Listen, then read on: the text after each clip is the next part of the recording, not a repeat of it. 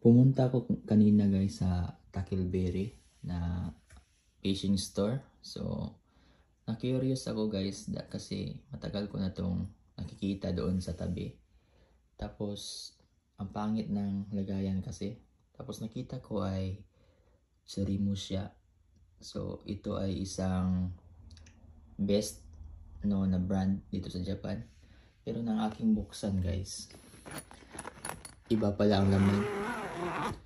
Na-starstruck ako guys kasi sobrang ganda ang sa loob na guys. So, ito yung nasa loob guys. And buinas talaga. Kasi Shimano BBX special pala na series na best. So, limited pro.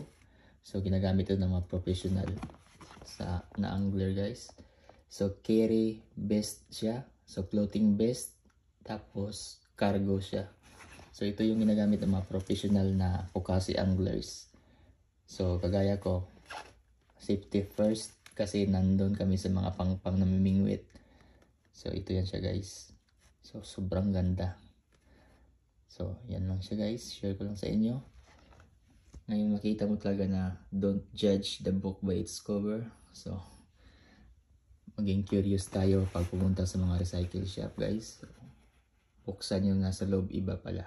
So, buenas tayo. Until next time, bye-bye.